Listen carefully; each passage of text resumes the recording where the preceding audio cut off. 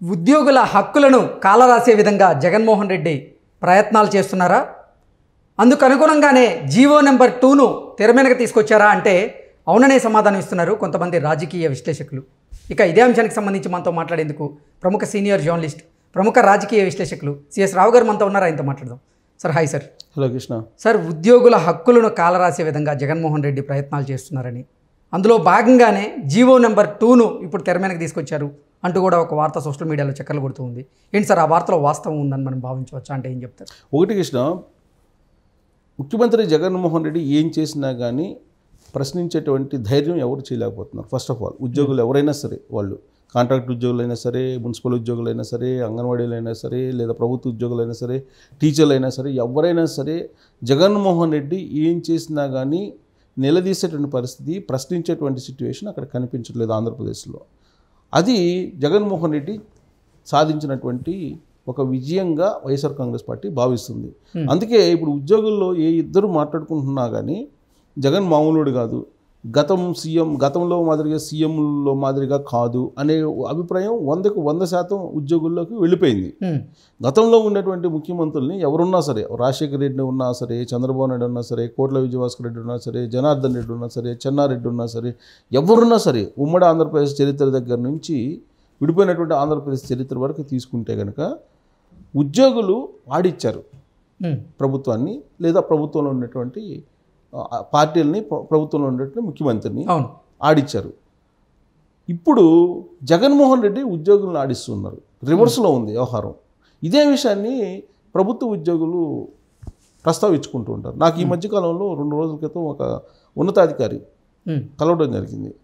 NGO, not NGO, Jio అంటే gazetted officers సంబంధించినటువంటి ఒక ఉద్యోగి నన్ను కలవడం జరిగింది.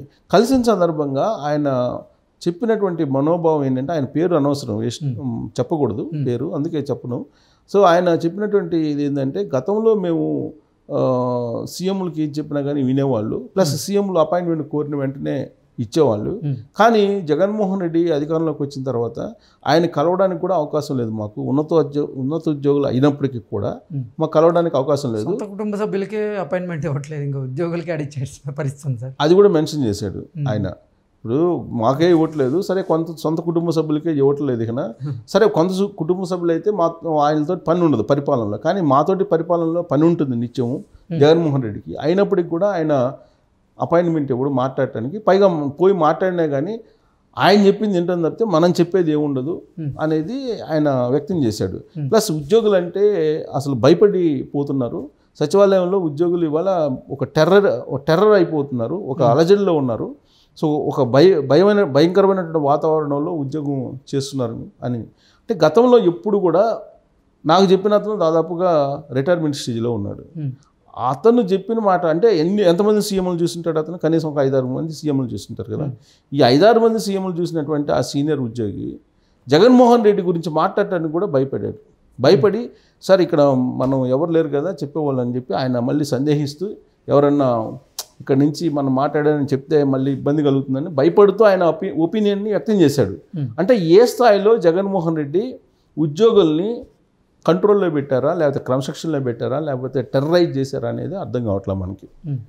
గతంలో ఉద్యోగ సంఘ నేతలు ఏమన్నారంటే, మేము ప్రభుత్వాన్ని దించగలం, ప్రభుత్వాన్ని ఎక్కించగలం అని చెప్పి మాట్లాడినటువంటి ఉద్యోగ సంఘ నేతలు ఇవాళ జగన్మోహన్ రెడ్డిని చూస్తే టెర్రర్ అవుతున్నారంటే ఏమనుకోవాలి మనం? ఒకప్పుడు మీడియా ముందుకు వచ్చి ప్రెస్ మీట్లు పెట్టి మాతో పెట్టుకోవద్దు మీరు, మేము మీ ప్రభుత్వాన్ని దించగలం, మీ ప్రభుత్వాన్ని పడగొట్టగలం, ఎక్కించగలం, మాతో పెట్టుకుంటే మీరు అయిపోతారని మీడియా ముందు హెచ్చరించినటువంటి ఉద్యోగులు చంద్రబాబు నాయుడు టైంలో ఇవాళ తేలుగుట్టిన, అది సామెత చెబుతారు,